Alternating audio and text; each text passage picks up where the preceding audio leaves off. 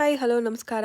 ಇವತ್ತು ಉತ್ತರ ಕರ್ನಾಟಕ ಸ್ಟೈಲಿಯ ಹೀರೆಕಾಯಿ ಪಲ್ಯ ಮಾಡೋದು ಹೇಗೆ ಅಂತ ನೋಡ್ಕೊಂಬರೋಣ ಬನ್ನಿ. ಮೊದಲಿಗೆ ಕೊಬ್ಬರಿ, ಕರಿಬೇವಿನ ಸೊಪ್ಪು, 1/4 ಸ್ಪೂನ್ ಗಸಗಸೆ, 2 ಕಡಲೆಬೀಜ, 5 ಮೆಣಸಿನಕಾಯಿ, 1 ಚಕ್ಕೆ, 1 ಜೀರಿಗೆ, ಅರ್ಧ ಸ್ಪೂನು ಬಿಳಿ ಎಳ್ಳು, 1/4 ಸ್ಪೂನ್ ಜೀರಿಗೆ ಇದನ್ನೆಲ್ಲ ಹಾಕಿ ಡ್ರೈ ರೋಸ್ಟ್ ಮಾಡಿಕೊಂಡು ಒಂಚೂರು ಕೊತ್ತಂಬರಿ ಸೇರಿಸಿ ಪೇಸ್ಟ್ ಮಾಡಿ ಇಟ್ಕೊಬೇಕು. ಒಂದು 5 ಸ್ಪೂನ್ ಎಣ್ಣೆಗೆ ಒಂದೆರಡು ಸ್ವಲ್ಪ ಜೀರಿಗೆ ಮತ್ತು ಸಾಸಿವೆ ಹಾಕಿ, ಒಂದು ಈರುಳ್ಳಿ, ಬಿಳಿ ಈರುಳ್ಳಿ ಹಾಕಿದ್ದೀನಿ ನಾನು, ಒಂದು ಟೊಮೆಟೊ, ದೊಡ್ಡದು ಟೊಮೆಟೊ ಹಾಕಿ, ಸಣ್ಣದಾದರೆ 2 ಹಾಕ್ಬೋದು.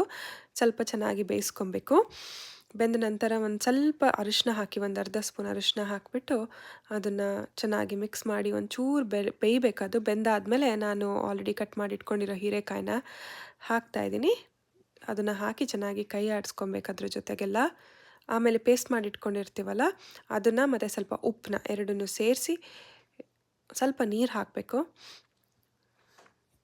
ಆಮೇಲೆ 1 ಸ್ಪೂನ್ ಬೆಲ್ಲ ಹಾಕಿದ್ರೆ ಹೀರೆಕಾಯಿ ಪಲ್ಯ ಸವಿಯಲು